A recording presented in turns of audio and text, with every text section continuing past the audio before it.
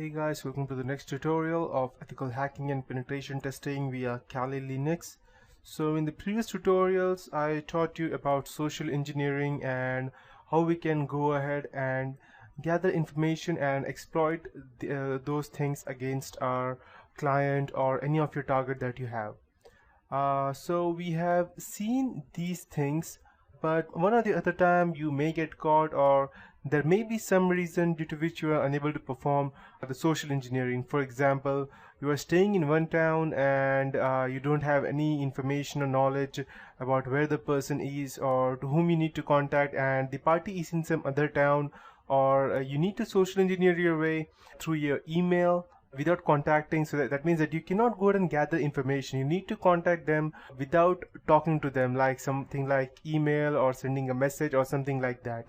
So at that point of time you need more of a technical expertise rather than just going ahead and using your social engineering techniques. So at that point of time, computer malwares are the one that can help you out. So we have loads of I'll just go ahead and show you out. Let me just open my VMware workstation. So there are n number of tools in Kali Linux which has I believe around 1000 exploits and viruses that can go ahead and help you in attacking different types of systems. So I would be showing you two of the most important.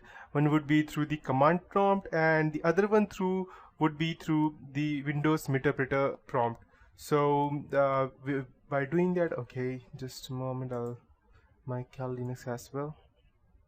Okay, so today I would be showing you that, but before I go ahead and proceed, I would like to tell you that viruses are not the one that can go ahead and help you in that case. So it's a difference between, there's a lot of difference between virus, Trojan horse and malwares and different types of all those viruses. So first I'll be taking you through a tour of what types of viruses are there, and later on which viruses are we going to use today to go ahead and gather much more information on about that. So starting with, I'll just go ahead and show you two important payloads that we would be using today. Okay.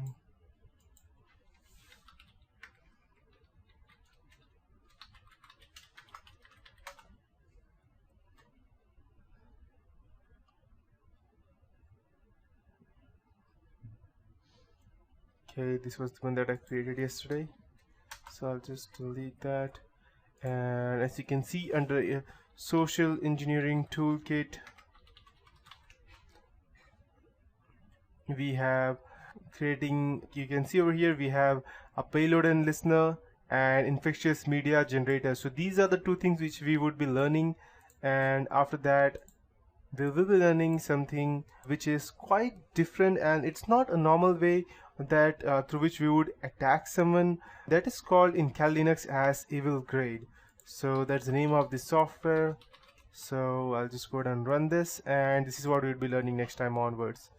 So I'll just check if, okay, perfect. And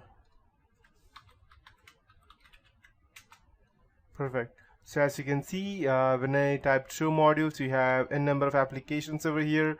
APT that's for Windows, APT that's for Linux, CCleaner, BS Player, BlackBerry, and these are for Windows. Nokia software, Notepad+, OpenOffice. So we have all-in-one evil tool kit over here.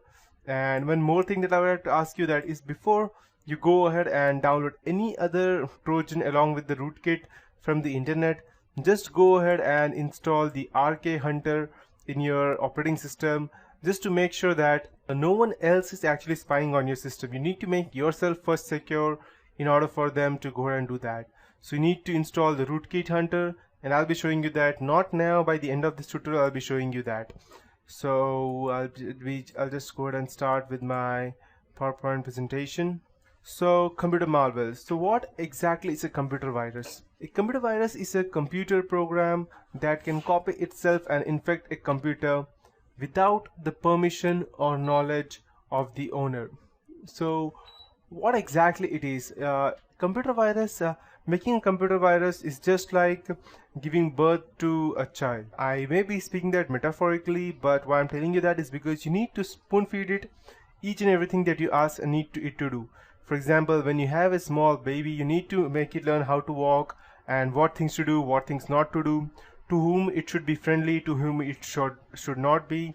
Similarly, when you go ahead and write down a computer virus in any language, may it be Python or Perl or Ruby, you need to make sure that you give it specific instructions as to what it does, which files it needs to infect, whether it's the boot sector or just the system files, or each and every file that it has on PC, or it needs to take up space, or it needs to take minimum space, or it needs to self-destruct at some specific point of time. So the viruses which I have over here, which I would be teaching you today, would just be an overall the most common viruses that have been used for a long time.